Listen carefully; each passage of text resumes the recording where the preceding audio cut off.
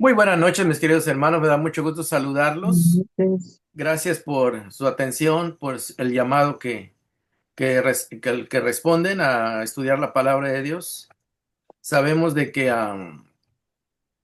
ese deseo lo pone el Espíritu Santo a todos aquellos que quieren aprender, aquellos que quieren saber más de su palabra, conectarse con el Espíritu Santo, porque el Espíritu Santo está impregnado en la palabra de Dios. Dice que toda la escritura es inspirada por Dios.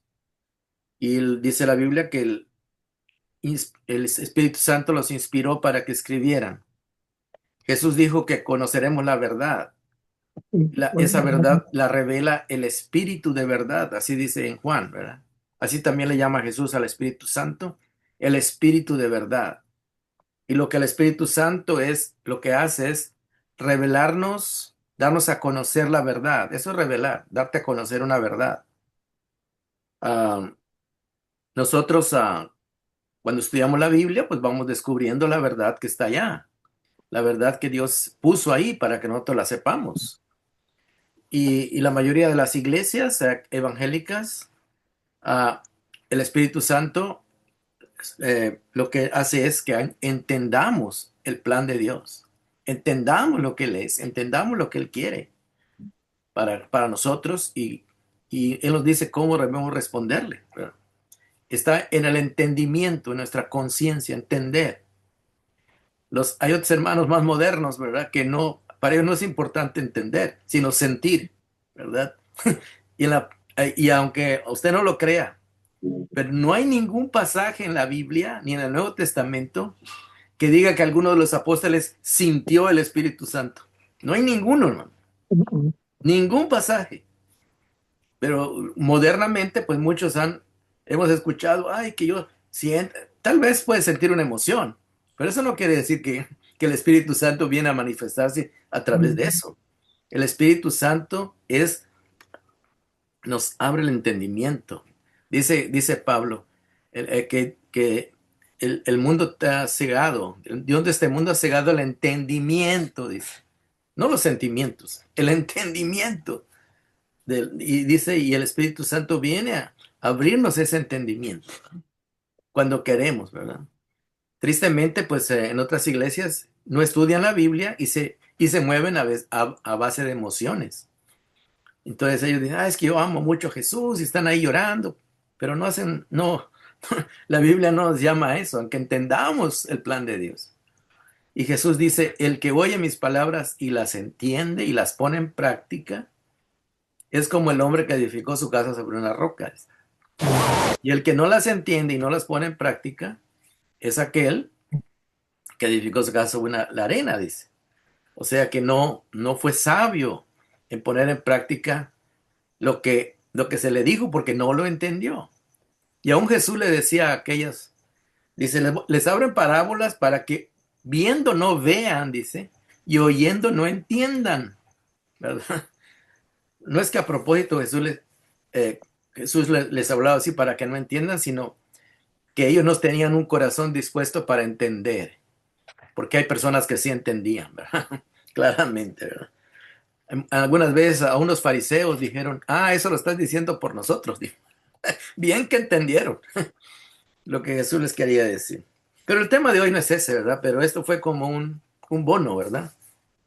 Un bono para aquí. Hoy vamos a estudiar Lucas capítulo 3 y ahí vamos a ver cuando Jesús empieza su ministerio. En los primeros dos capítulos vimos cómo es que Jesús y Juan el Bautista fueron anunciados por el ángel Gabriel, como decía la hermana Isabel, el ángel de las buenas noticias, ¿verdad? Entonces, y vimos que todo se cumplió tal como anunció el ángel, el nacimiento de Juan, luego el nacimiento de Jesús, todo lo que batalló para que José y María, para que pudieran darse este milagro, ¿verdad? Este plan de Dios. Y vimos cómo el niño nace en Belén, cuando llegan los ángeles y le dicen a los pastores que vayan a ver, a corroborar que en realidad Jesús había nacido. Y fíjese que que Lucas se toma el cuidado de poner muchos testigos, ¿verdad? Pone a los pastores, pone a los ángeles, ¿verdad? Todo para que corroborar que todo lo que él está diciendo, poniendo aquí, es verdad y que podamos confiar en algo que es verdad. Y en este capítulo que vamos a entrar, en capítulo 3, vamos a ver cómo es que Lucas sigue dando datos históricos para que lo que el evangelio que él está presentando, la gente sepa que fueron personajes reales, tanto los que él menciona como Jesucristo, como José, como María, como los apóstoles. Todo lo que está pasando fueron personajes reales, ¿no? No son personales, como dicen de ficción, o sea, inventados. No, fueron personajes reales y vivieron lo que realmente Lucas está narrando acá. Y vamos a empezar el capítulo 3 diciendo así, versículo 1. Hoy voy a leer la versión 60, porque aquí tengo algunas notas, ¿verdad? Que nos van a ayudar. Dice así, en el año 15º, fíjese, o sea, el 15º año del, im- del imperio, dice, de Tiberio César. Fíjese, está hasta dando cuántos años ya tenía el César, o sea, el rey en Roma, el emperador romano. Dice que ya llevaba 15 años de rey, ¿verdad? Y a los reyes ahí se le llamaba César, ¿verdad? Es un título, no es un nombre, es un título. La palabra César quiere decir el amo, el señor, pero en otro idioma, en el idioma de los romanos. Entonces, en el año 15º del imperio de Tiberio César, o sea, del rey Tiberio, y luego dice, siendo gobernador de Judea, Poncio Pilato, o sea que Judea era como un estado, así como California, ¿no? Un estado como Texas. Dice, el gobernador era Poncio Pilato de esa región. Y luego dice, y Herodes, tetrarca de Galilea. Se llama tetrarca porque ese estado de Judea estaba dividido en 4 partes. Y cada parte era una tetra. Tetra quiere decir 4. Entonces, el tetrarca, o sea, el que, el que estaba como presidente o líder o gobernador de esa área de Galilea, esa cuarta parte del territorio de Galilea, se llamaba Herodes. Y luego dice que Herodes tenía un hermano que se llamaba Felipe, ¿verdad? Así como el hermano Felipe. Tetrarca, ahí está el tetrarca, o sea, la otra cuarta parte de Iturrea y la provincia de Traconite, o sea que Felipe tenía 2 cuartas partes y Herodes tenía una cuarta parte y al final había otro que se llamaba Lisanias tetrarca, o sea, la cuarta parte de las 4 de Abilinia, o sea que el territorio de Judea estaba dividido en 4 partes. Una la gobernaba Herodes, dos partes la gobernaba Felipe y la otra parte la gobernaba Lisanias. Así cuando ustedes escuchan la palabra tetrarca, es que de tetra 4, ¿verdad? El territorio está dividido en 4 partes y cada parte era un tetra, una cuarta parte, eso quiere decir tetra. Y luego, pero fíjense que Lucas nombra a todos y cada uno en la parte que estaba gobernando.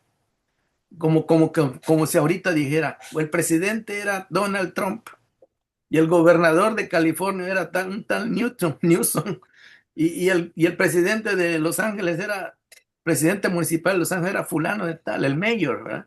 Y así. ¿Por qué? Porque Lucas está hablando históricamente, o sea, está dando datos históricos de cosas que eran reales, ¿verdad? Entonces, muy importante, hermanos, porque esto es parte de la historia. Estos personajes fueron reales, vivieron. Y luego dice, hablando del lado ya de la religión judía, dice, verso 2, y siendo sumos sacerdotes Anás y Caifás, fíjense que en la religión judía nada más debía haber un sumo sacerdote, pero fíjense que aquí habían dos.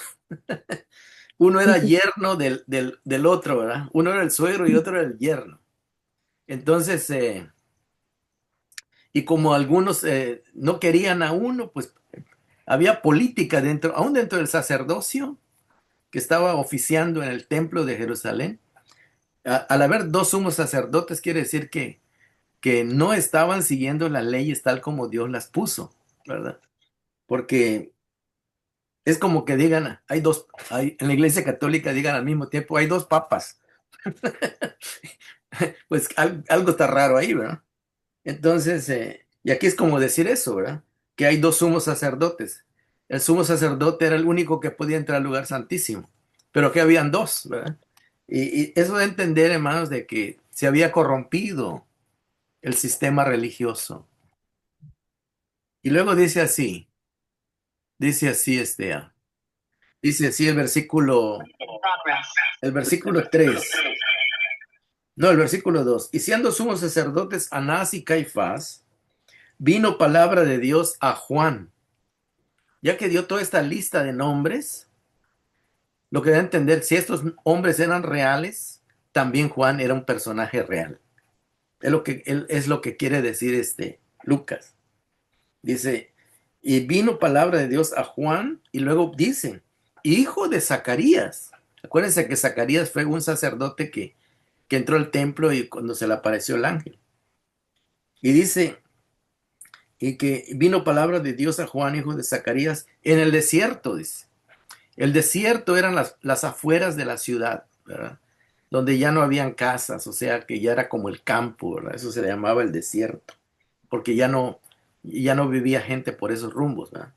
Está en las afueras del pueblo, por decirlo de alguna manera. Y luego dice, verso 3, y él, Juan, fue por toda la región contigua al Jordán. ¿Sí saben qué es el Jordán? Es el río donde se bautizó Jesús, que hasta el día de hoy existe. Y divide Israel y el otro país que está al lado se llama Jordania. ¿Por qué? Porque se tomó del nombre del río Jordán, ¿verdad? Pero en esa época dice que Juan fue por toda la región contigua, o sea que así como iba el río, él iba junto al río, como así iba el camino del río, así él iba a toda la gente que se acercaba al río por agua, pues agarrar agua del río, pues él ahí estaba hablándoles. Dice, predicándoles el bautismo de arrepentimiento para perdón de pecados. En otras palabras, Juan estaba diciéndole a la gente que pasaba por allá o que si llegaba, porque el río era un centro de atracción, porque pues todos necesitaban agua. Muchos iban tal vez a lavar su ropa ahí, otros iban a agarrar agua para sus necesidades, otros iban a bañar tal vez, qué sé yo. Pero el caso era que gente iba al río, ¿verdad? Entonces Juan aprovechó ese lugar para hablarle a la gente y dice que él iba predicando el bautismo de arrepentimiento. Juan le decía a la gente que era necesario que ellos se arrepintieran de sus pecados, que ellos, el bautismo era visto como un símbolo de lavamiento, ¿verdad? De lavamiento. Y aunque era agua física y el cuerpo era físico, pero simbólicamente representaba que una persona se iba a limpiar, así como nosotros nos bañamos, ¿verdad? Aunque no, el agua no quita los pecados, ¿verdad? Pero es un símbolo que estás arrepentido y quisieras limpiarte por dentro, ¿verdad? Aunque el agua no limpiaba por dentro, pero era una representación que estabas arrepentido, era una muestra de arrepentimiento, ¿verdad? De un cambio, que querías un cambio en tu vida, que querías hacer mejor las cosas, que te arrepentías de lo malo que estabas viviendo. Entonces Juan estaba predicando esto, le decía a la gente que se arrepintieran. Versículo 4 dice que venía predicando el bautismo de arrepentimiento para perdón de pecados, como está escrito en el libro de las palabras del profeta Isaías. O sea que Lucas va a mencionar que lo que estaba haciendo Juan no lo estaba haciendo por iniciativa propia o porque él se le ocurrió, sino porque estaba cumpliendo una profecía que ya estaba anunciada 700 años antes. Y dice así, el versículo 4. Esta porción que vamos a leer del versículo 4 hasta el 6 es parte de una poesía. Imagínense, es una poesía que está en Isaías, que se escribió en el capítulo 52 de Isaías. Si usted busca el capítulo 52 de Isaías, que se escribió 700 años antes, se va a dar cuenta que esto ya estaba escrito, ya estaba anunciado, ¿verdad? Y dice así esta parte que ya estaba en Isaías y que Lucas lo va a recordar que se está cumpliendo aquí, ¿verdad? Está cumpliendo la palabra de Dios, lo que Dios predijo a través del profeta Isaías se está cumpliendo. Y dice así el verso 4, voz del que clama en el desierto. Acuérdense que Juan estaba en el desierto, ¿verdad? O sea, donde no habían casas, eso quiere decir. Preparad el camino del Señor. Y luego dice, enderezad sus sendas, o sea, sus caminos, los caminos torcidos, había que enderezarlos. Y aquí no está hablando, hermanos, está hablando poéticamente de que las personas necesitaban enderezar sus vidas, Mm, que sus vidas estaban yendo por malos caminos. Eso quiere decir. Por eso dice, enderezad sus sendas. Y luego dice, todo valle. Un valle es una área plana donde no hay montañas. Todo valle, dice, se rellenará. O sea que lo que Dios quiere es que las vidas no tengan altibajos, ¿verdad? Eso quiere decir. Saben que es unas partes altas, otras partes bajas, sino que mm, vivan. Está hablando en forma poética, ¿verdad? Dice, todo valle se rellenará, dando a entender que Dios va a venir a rellenar o a emparejar las vidas. Cristo va a venir a emparejar las vidas de la gente, ¿verdad? De los que andan mal. Y luego dice, y se bajará todo monte y collado. Bajar quiere decir es poner hacia abajo el orgullo, ¿verdad? Está hablando del orgullo, no está hablando de físicamente que la tierra se va a levantar y un área y otra que la montaña se va a hundir. No, no está hablando físicamente, es poéticamente, está hablando de la vida espiritual de la gente. Por eso dice. Y luego dice, los caminos torcidos, dice, serán enderezados. Pero está hablando de las vidas de las personas. Y los caminos ásperos, ásperos. Las vidas que son áspero quiere decir algo que es violento, algo que no es suave, ¿verdad? Eh, serán allanados, dice, serán emparejados, serán arreglados, por decirlo de alguna manera. Y luego ya habla dice, y verá toda carne. Ahorita ya no habla de montañas, ya no habla de caminos, ahora ya habla de carne, ¿verdad? De carne humana. Y toda carne, y verá toda carne la salvación de Dios. Está hablando de que llegó un tiempo, estaba llegando un tiempo, Juan lo estaba inaugurando, el tiempo donde el Señor Jesucristo iba a empezar a ministrar, iba a empezar a traer la promesa de Dios a su cumplimiento. Y vamos a ver lo que Juan le decía a la gente. Verso 7. Y decía a las multitudes, yo imagino que la gente se acercaba a escuchar, porque Juan no solamente decía esto, ¿verdad? Juan decía muchas cosas, muchas profecías que estaban escritas, sobre todo en Isaías, ¿verdad? En los profetas, haciéndoles entender al pueblo, a la gente, de que había llegado un tiempo de regeneración, de renovación espiritual. Y dice el versículo 7, y decía a las multitudes que salían para ser bautizados por él. O sea que el mensaje de Juan empezó a hacer impacto en la mente de la gente, en la conciencia de la gente. Y mire, por eso dice que la gente salían para ser bautizados, o sea que tocó sus mentes, tocó sus conciencias, sus corazones, porque la gente sabía que andaban no, viviendo de una manera que no agradaba a Dios. La gente se dio cuenta de que esta era una oportunidad que Dios les estaba dando para que regeneraran sus vidas, que hicieran las cosas mejor, que se arrepintieran de sus malas acciones. Por eso, y luego mire cómo les dice, oh generación de víboras. ¿Se imagina que a usted un predicador le diga, le dé a entender que usted es una víbora? ¿Ah? ¿Cómo se sentiría usted? mm, ¿Ah? O sea que son palabras fuertes las que está usando Juan. No le está hablando ay, no se vayan a ofender, ¿verdad? Ay, pobres, no, no vayan a hacer que se enojen, que les diga. No, Juan iba con la autoridad de Dios. Juan estaba hablando guiado por el Espíritu de Dios. Les tenía que hablar así para que reaccionaran, para que se dieran cuenta. O sea, Juan tenía que usar un lenguaje duro, ¿verdad? Para que la gente, como diciendo, ¿y por qué me dices que soy una víbora? Pues analízate cómo vives. La víbora representaba al enemigo, ¿verdad? Al mm, enemigo. Acuérdense que la serpiente es símbolo del diablo, ¿verdad?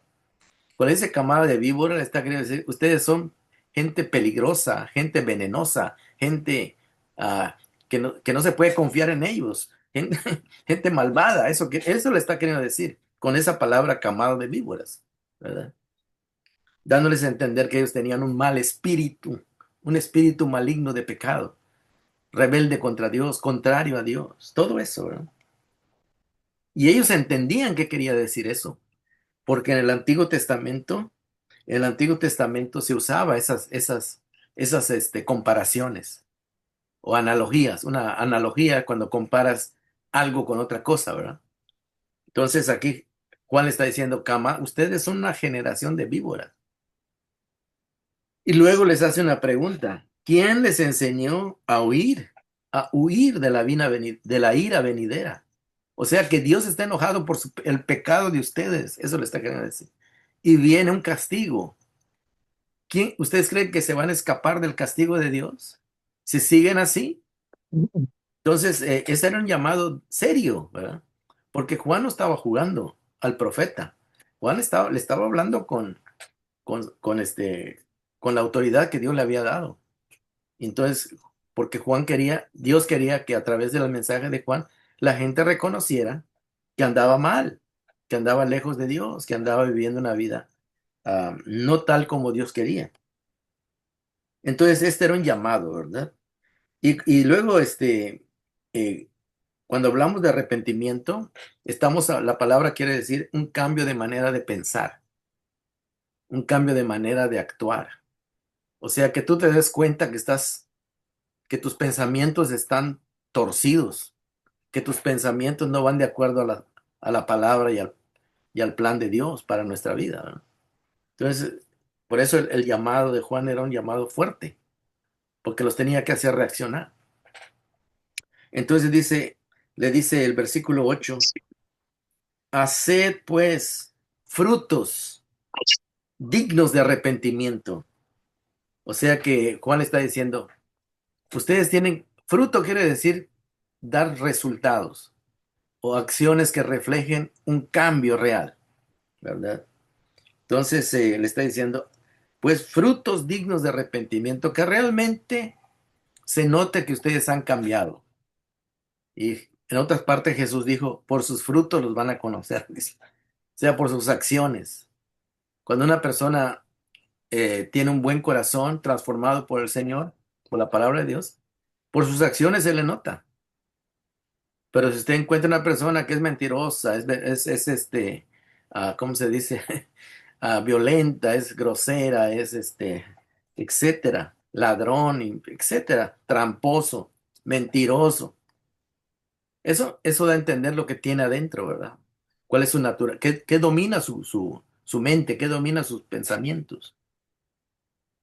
Entonces es lo que está llamando Juan, dice, haced pues frutos dignos de arrepentimiento. Y esto que es muy importante lo que va a decir. Y no comiencen a decir dentro de ustedes mismos, o sea, en su mente empiecen, yo no necesito cambiar, total, yo soy hijo de Abraham. Ellos pensaban, además, que por ser descendientes de Abraham, que Dios les iba a tolerar todo lo que hicieran. Y esa es una manera equivocada, ¿verdad? Ellos pensaban que habían heredado de Adán la salvación automáticamente, pero no es así, no es así. Entonces, el asunto es ese, ¿verdad? Es como a muchas personas hoy, ¿verdad? Dice, no es que mi papá es cristiano y va a la iglesia, pues eso quiere decir que yo también, aunque no vaya, ¿verdad?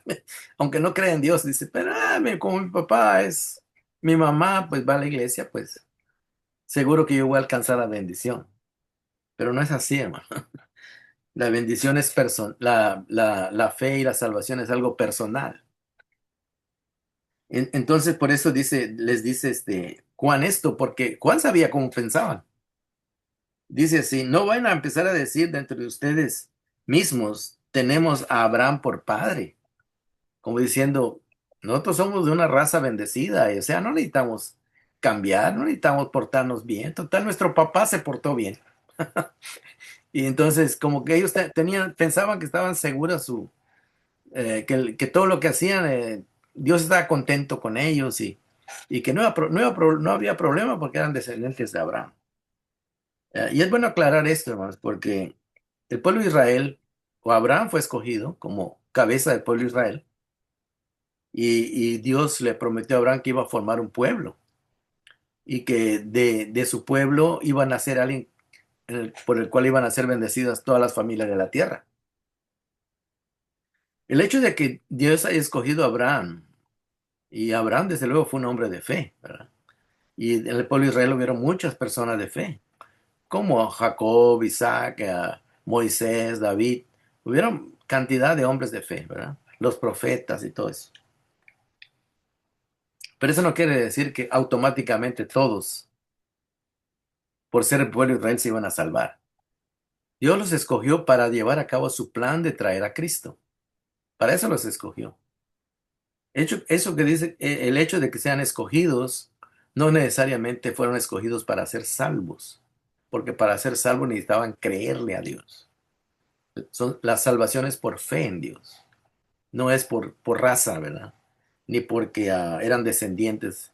Automáticamente porque nacieron en el pueblo de Israel son herederos de la salvación. No, es necesaria la fe. La palabra de Dios lo dice, ¿verdad? Dice, el justo por la fe vivirá, dice. Entonces, no es que porque nacieron ahí por raza, no es por raza. Entonces, es por fe, ¿verdad? Y por eso ya en Hebreos capítulo 11 da la lista de la fe, de los héroes de la fe, los que sí creyeron. Y así como muchos creyeron, muchos no creyeron, ¿verdad? Acuérdense lo que dijo Juan, a los suyos vino y los suyos no lo recibieron. Mas a los que sí le recibieron le dio el derecho de ser hijos de Dios. Muy importante esto, hermanos, porque muchos piensan de que ahorita, hermanos, hay un movimiento que se llama Raíces Hebreas, que son personas que están tratando de hacerse judíos, porque piensan de que si se hacen judíos van a asegurar su salvación.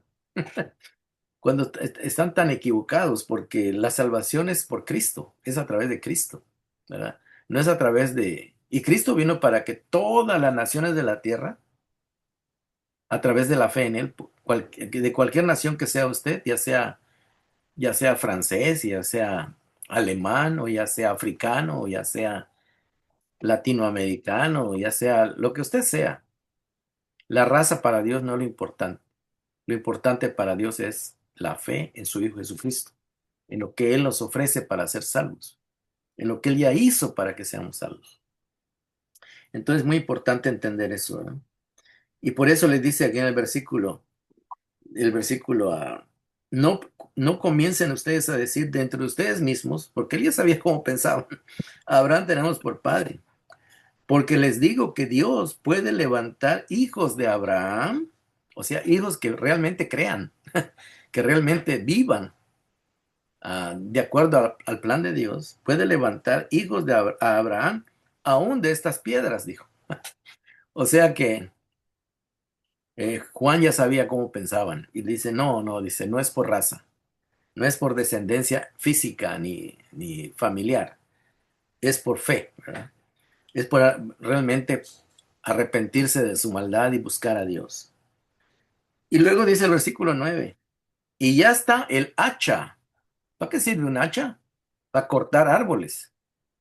Y dice, como diciendo, si ustedes no entienden lo que el plan de Dios que lo está llamando a arrepentirse y a un cambio en sus vidas, dice, ya el hacha, también está el hacha puesta a la raíz de los árboles. En otras palabras, viene un juicio, eso quiere decir. Dios, Dios está listo para castigar el pecado, eso quiere decir. Así como se corta un árbol con un hacha, dice, ustedes van a ser cortados si no hay un cambio en sus vidas.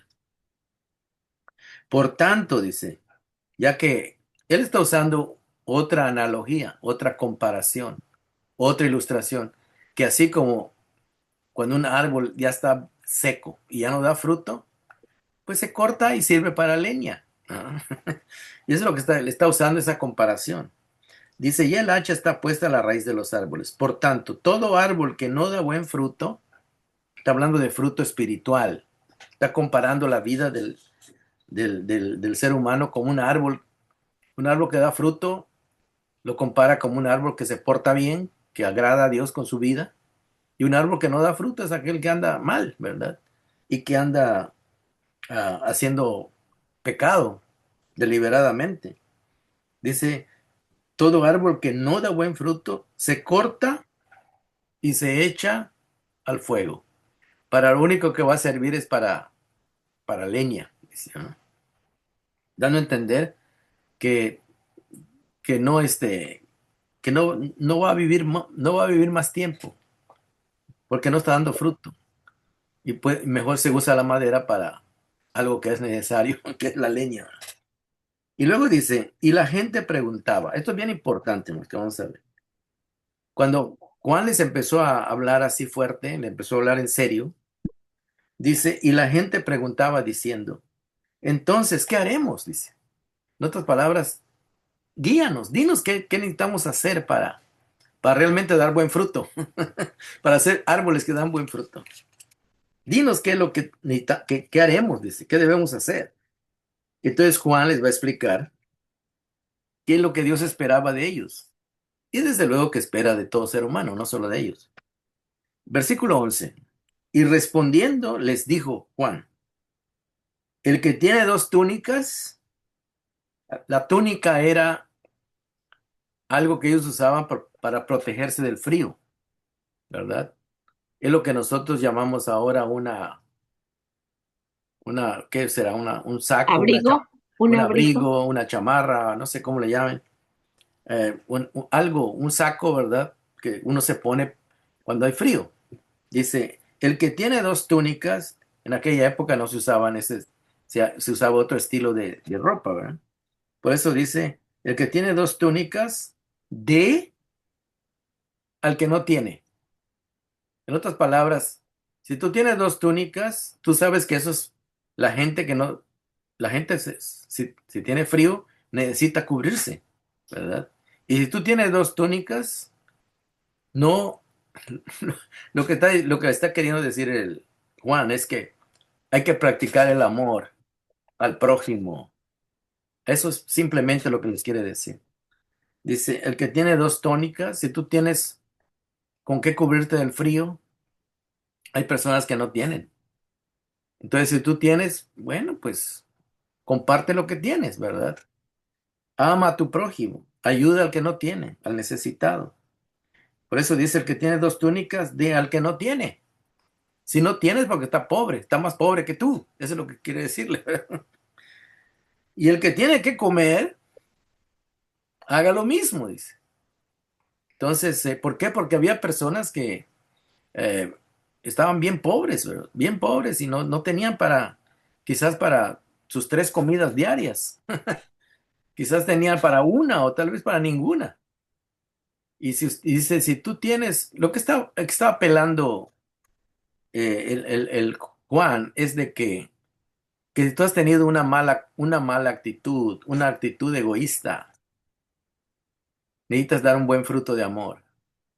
El egoísmo es pecado, ¿verdad? Delante de los ojos de Dios. Así que es lo que se está queriendo decir. Si tú tienes dos túnicas y tienes que comer, comparte. comparte. Ese corazón tiene que cambiar de dejar de ser duro, ¿verdad? Dejar de ser insensible, egoísta, ¿verdad? Es lo que está queriendo decir en pocas palabras. Luego dice el versículo 12, vinieron también unos publicanos. Ustedes saben quiénes eran los publicanos, ¿verdad? Los que cobraban impuestos. Cobraban impuestos a los judíos. Ellos eran judíos que le cobraban impuestos a sus propios paisanos judíos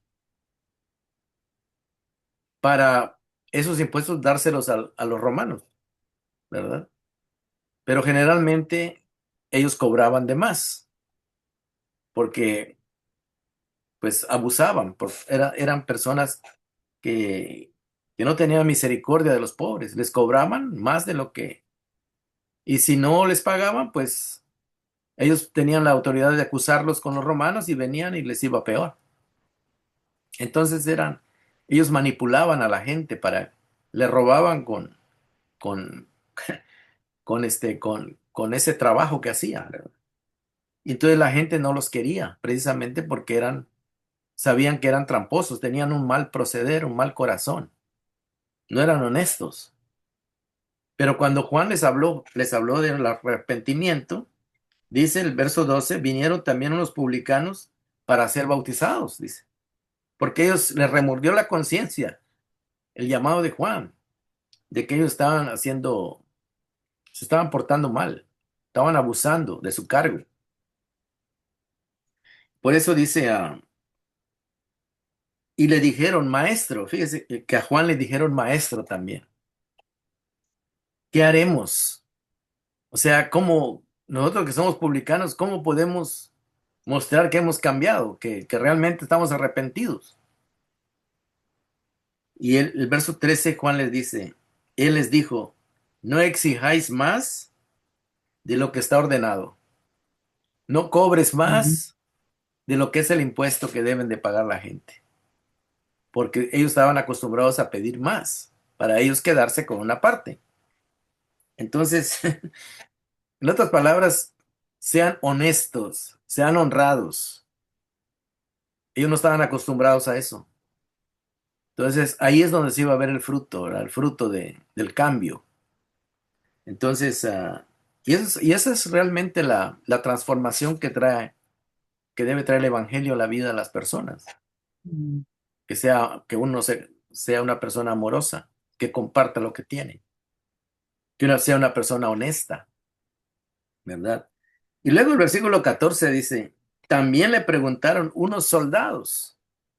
Y cuando hablamos de soldados, acuérdense que eran los romanos, eran los soldados. No eran ni Mm. judíos, pero aún a ellos les llegó el mensaje. Ellos eran gentiles, no eran judíos, los romanos. Gentil es todo aquel que no es judío. Nosotros somos gentiles. Es una forma de decir que no somos judíos. Es simplemente una forma de decir. Entonces dice, también le preguntaron unos soldados. Imagínense, los soldados pues infundían miedo. Imagínense imagínense ahorita a esos de la migración que andan con sus pistolotas y todo eso, bien armados y pues infunden miedo. Y entonces dice, también le preguntaron unos soldados. Ellos siempre andaban con su espada y su lanza y listos para la guerra, para lo que se ofreciera, diciendo, ¿y nosotros qué haremos? Dice, ¿cómo vamos a demostrar que somos buenas personas, aunque tengamos la lanza y la espada? Dice, ¿cómo vamos a demostrar esto? Y luego le dice, no hagan extorsión. Extorsión es que tomar ventaja de una persona, sacarle dinero, tal vez hasta físicamente puedan abusar de una mujer, ¿verdad?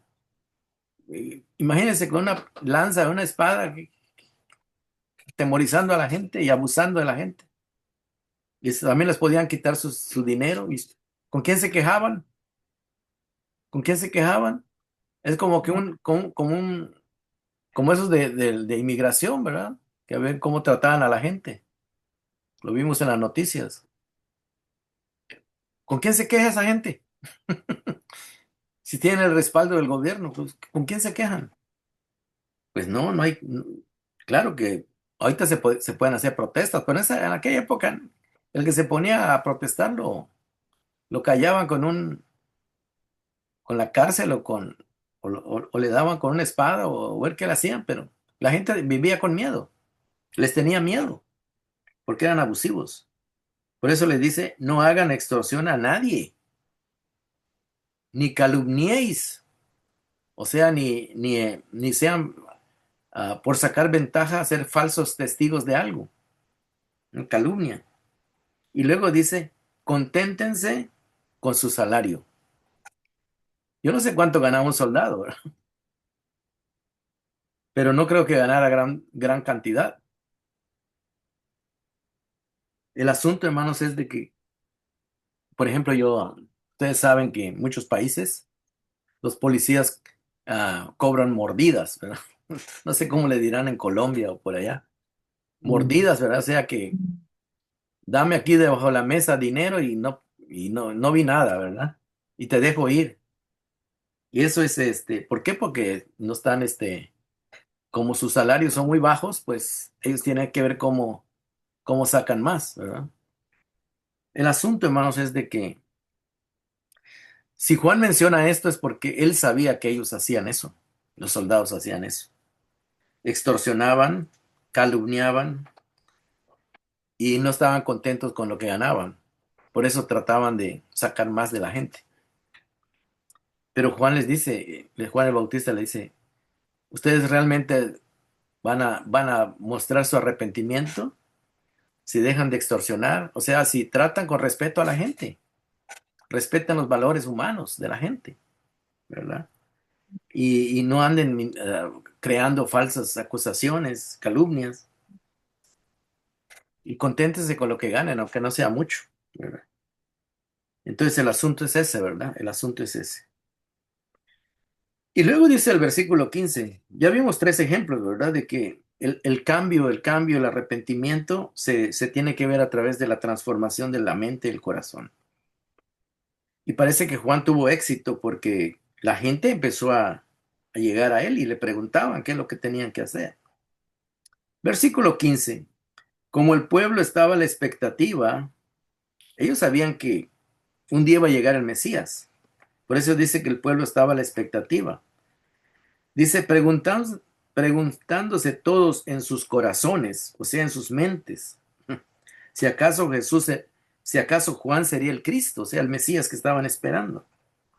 Versículo 16.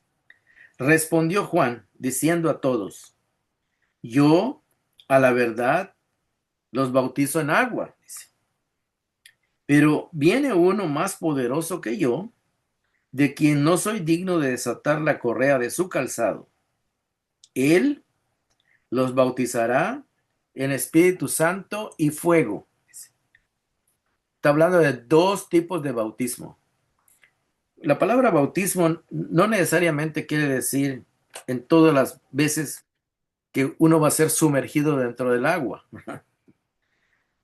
En ciertas ocasiones se da a entender que va a ser introducido a una situación o a un estilo de vida, ¿verdad? Eso quiere decir también. Y luego dice así, Juan dice, viene uno después de mí que es más poderoso que yo. Dice, él los va a bautizar, o sea, los va a introducir a una situación diferente, ¿verdad? Dice, a uno los va a bautizar, o sea, los va a introducir a una relación con el Espíritu Santo, y a otros, dice, los va a introducir a un fuego. A un fuego quiere decir a un juicio. La palabra fuego aquí quiere decir juicio, ¿verdad? Algunos pentecosteses cuando leen este versículo piensan que está hablando de lo mismo, ¿verdad? Que está hablando que el Espíritu Santo es fuego también, ¿verdad? En ciertas oportunidades se puede traducir así, pero aquí, según el contexto, está hablando de dos situaciones diferentes.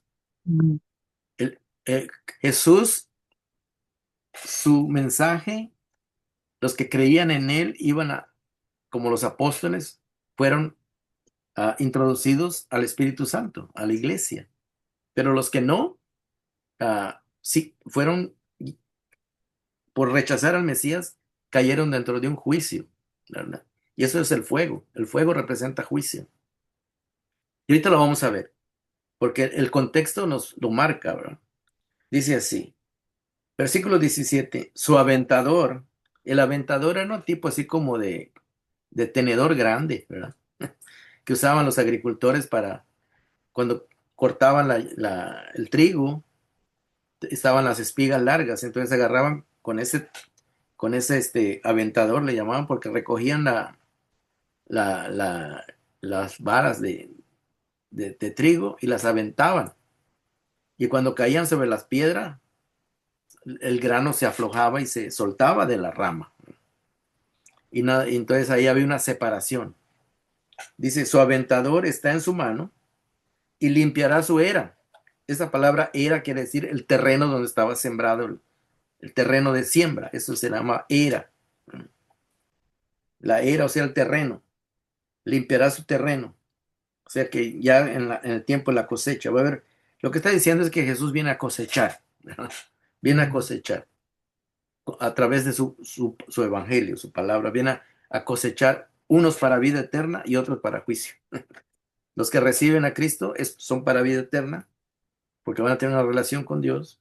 Los que no lo rechazan, pues van a recibir el castigo de sus pecados porque no están aceptando el regalo de Dios.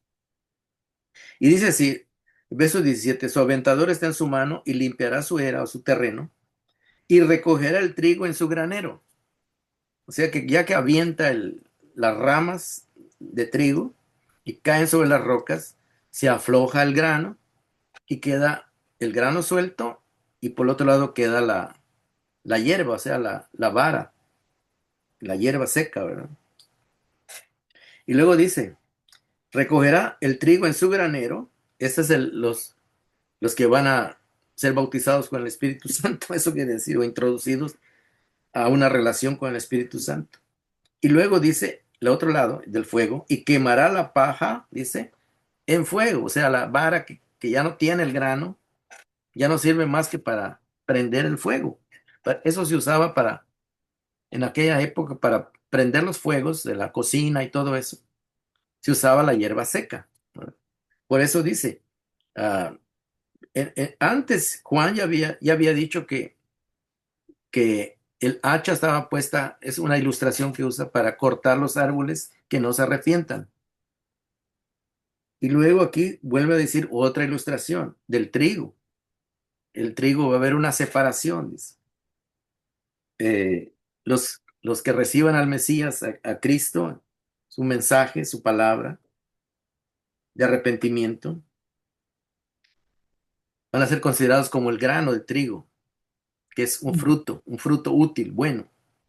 Mientras que la rama que ya no tiene grano, sirve para prender el fuego, o sea, sirve para quemar. Entonces, eso quiere decir, y quemará la paja en fuego. Ahí está la palabra fuego.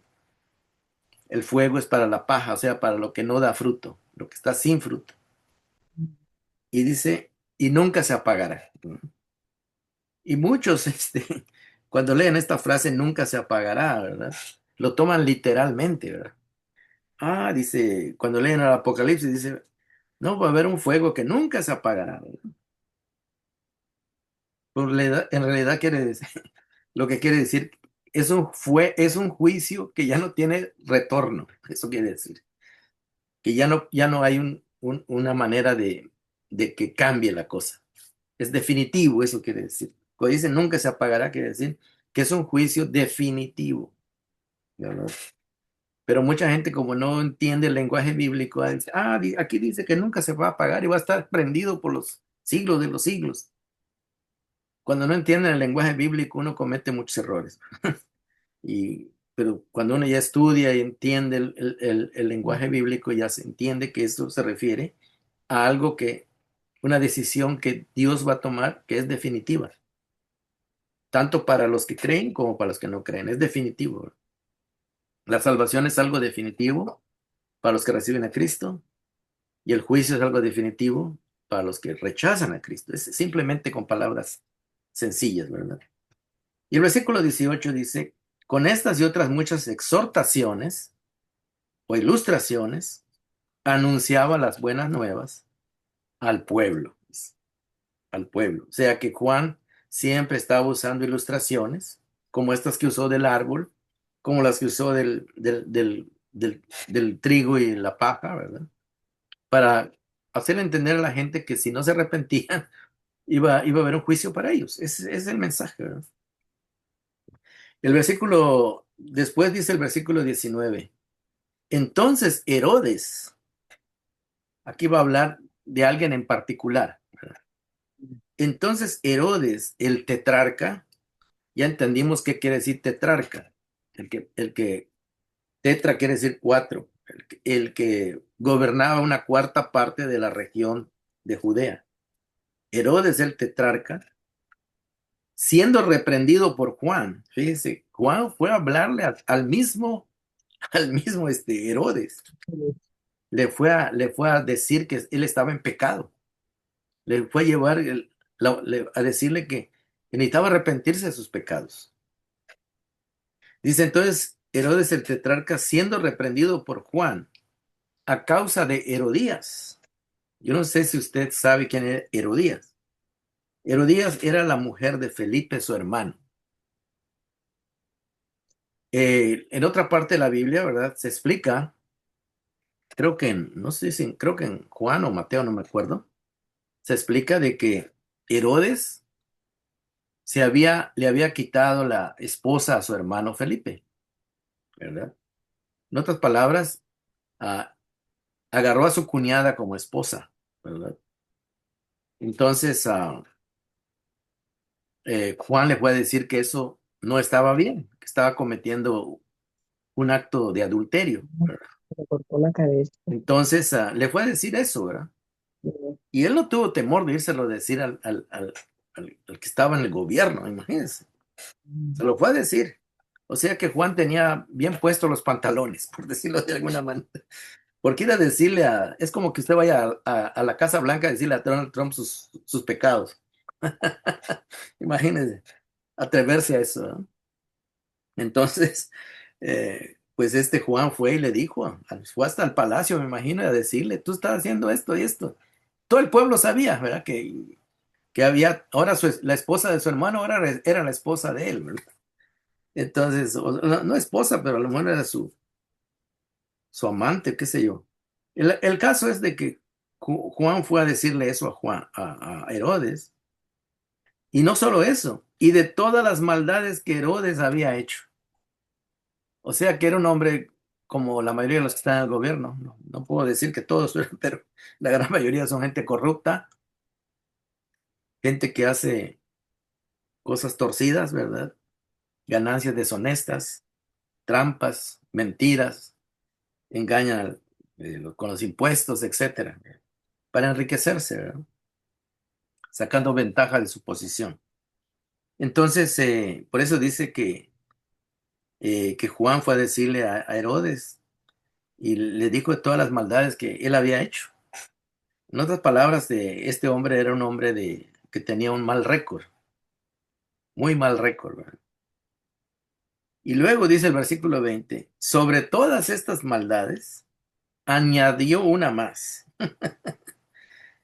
Encerró a Juan en la cárcel. Fíjense, sin juicio, sin...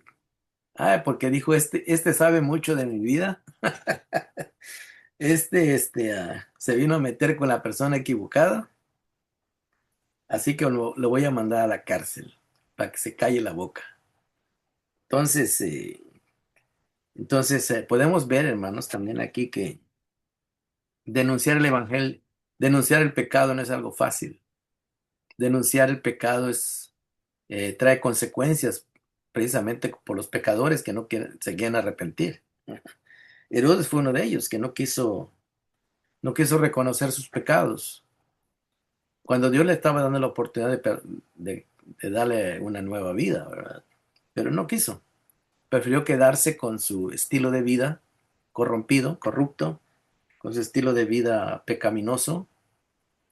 Y aparte de eso, pues dijo, para que no siga metiéndose en la vida de los demás. Él lo vio así como algo personal, ¿verdad? Pero no me siga metiendo aquí conmigo y en mi vida y me deje en paz, ¿verdad? Ah, vamos a meterlo a la cárcel, ¿verdad? Vamos a meterlo a la cárcel. Y lo metió a la cárcel simplemente por sus, como dicen en México, por sus pistolas, ¿verdad?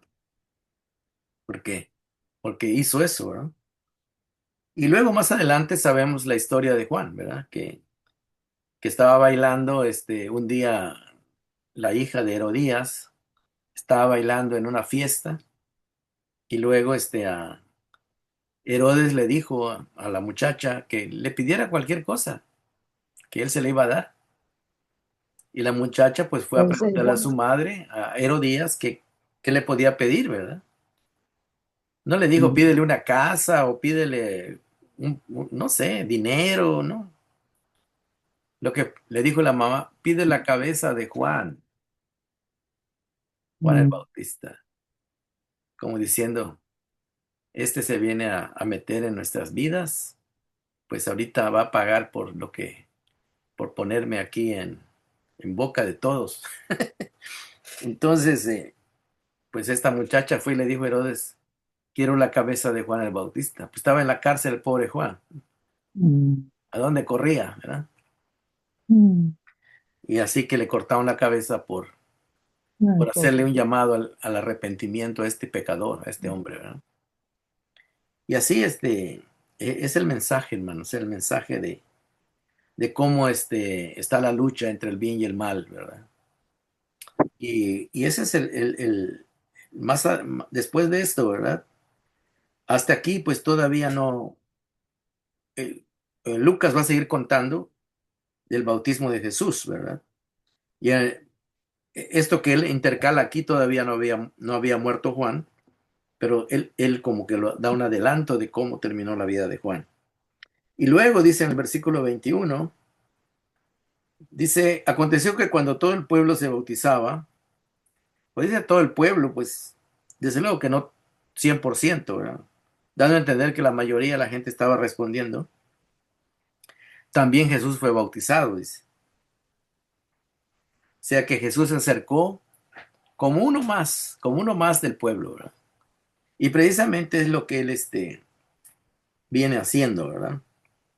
Viene haciendo, viene representando al pueblo, a todos los hombres, ¿verdad? Pecadores. Viene Jesús a, a- porque muchos dicen, ah, que Jesús nos dio ejemplo, ¿verdad? Sí nos dio ejemplo, pero es Mm, más que un ejemplo, porque Jesús está representando a todo ser humano. Él está haciendo él es el hombre perfecto que está haciendo lo que todo ser humano debe de hacer, ¿verdad? Entonces, hacerle caso a Dios, buscar la, la relación con Dios, vivir una vida que honre a Dios. Entonces, dice así, entonces aconteció que cuando todo el pueblo se bautizaba, también Jesús fue bautizado. Y orando, dice, y orando, el cielo se abrió. No dice si estaba orando Juan o estaba orando Jesús, ¿verdad? O tal vez estaban orando los dos, ¿verdad? Eh, y en otras partes, creo que Mateo y dice que, que Juan le dijo a Jesús que él no se sentía digno de bautizarlo. Pero Jesús le dijo, tú haz lo que tienes que hacer porque así conviene, dice, así conviene, dando a entender de que el plan de Dios tenía que llevarse a cabo, ¿verdad? Y así que Juan lo bautiza, ¿verdad? Y dice aquí el versículo 22 que el verso 21 que el cielo se abrió y descendió el Espíritu Santo sobre él, sobre Jesús, en forma corporal como paloma, dice. No dice que era una paloma, ¿verdad? Aunque todos pintan la paloma, pero es algo que dice como paloma, ¿verdad? No, no era una paloma, ¿verdad? Pero parecía una paloma. Por eso dice pero sabemos que el Espíritu Santo no es un animal, ¿verdad? Por eso dice como paloma, ¿verdad? Dando a entender que algo parecido, ¿verdad? Que así como una paloma viene volando y se posa sobre algún lugar, es lo que da a entender, ¿verdad? Pero tradicionalmente, ya saben, todos ponen una paloma ahí, ¿verdad? Y dice, y vino una voz del cielo que decía, tú eres mi hijo amado, en ti tengo complacencia. Lo que está diciendo aquí Lucas, está poniendo aquí al Padre, al Hijo y al Espíritu Santo unidos en el plan de salvación, ¿verdad? En el plan de salvación. Jesús obedeciendo al Padre, viniendo a hacer lo que Él como representante de la humanidad tiene que hacer. Y dice que viene y se oye una voz del cielo que decía, tú eres mi Hijo amado, en ti tengo complacencia. Y parece que no, ¿verdad? Pero hay un contraste entre el capítulo 19, que es Herodes, un contraste total, ¿verdad? Entre un hombre corrupto, Herodes, y un hombre santo, Jesús, ¿verdad? Sin embargo, Jesús está representando a toda la humanidad. Ah, Jesús, hermanos, es el que en el cual Dios se siente complacido. Es, si en alguien se siente complacido Dios es en su Hijo Jesús. Es el único, porque es el único que es perfecto y complació al Padre en todo, ¿verdad? Y aunque nosotros nos portemos bien, nosotros no somos Jesús, ¿verdad? Lo que le agrada a Dios es vernos a través de Jesús, ¿verdad? Cuando nosotros nos unimos a Cristo, creemos en Cristo, en nuestro representante, nosotros complacemos a Dios al creer en su Hijo, en el cual sí es complacido, sí lo complace, ¿verdad? Entonces, es muy importante esto, ¿verdad? Que entendamos esta parte, porque nosotros, por más que nos esforcemos, no vamos a poder ser perfectos. El único que realmente puede complacer a Dios y lo ha complacido es Jesús, porque es perfecto, ¿verdad? Sin pecado. Nosotros, pues, aunque somos hijos de Dios, todavía tenemos errores, ¿verdad? Entonces, lo que nos ayuda es que nos cubre la representación de Jesús. Es nuestro Salvador, nuestro Redentor, nuestro representante, el segundo Adán, ¿verdad? El perfecto. Entonces, Él nos comparte su grandeza, su perfección. Nosotros somos santos porque estamos unidos a Jesús. Somos justos porque estamos unidos a Jesús. O sea que no es porque nosotros seamos justos, ¿verdad? Nos portamos más o menos. Nos hemos apartado del pecado más o menos. Todavía hay cierta, ciertos residuos, ¿verdad? En nuestra vida, ¿verdad? Que todavía está ahí, ¿verdad? Pero gracias a Jesús, gracias a Cristo, al unirnos a Él, a estar unidos con Él, a través del Espíritu Santo, que Él viene a vivir en nosotros tenemos la complacencia, ¿verdad? O sea que recibimos también, somos vistos en los ojos de Dios, complacemos a Dios, ¿verdad? No por nuestras propias acciones, sino por las de Jesús, las cuales estamos unidos a Él. Muy importante entender eso, ¿verdad? Que la santidad que tenemos no es nuestra, la justicia que tenemos no es nuestra, es la de Jesús. Y es la única que puede complacer al Padre. Bueno, vamos a dejarlo hasta ahí, hermanos, porque ya el tiempo ha avanzado, ¿verdad? Y quisiera ver si ustedes tienen alguna pregunta, alguna cosa que agregar, ¿verdad? O que entendieron, que no entendieron. Si tienen algo que necesita más explicación, pues con mucho gusto, ¿verdad? Así que vamos a terminar la grabación y ahí se quedan para preguntas y comentarios. Bendiciones.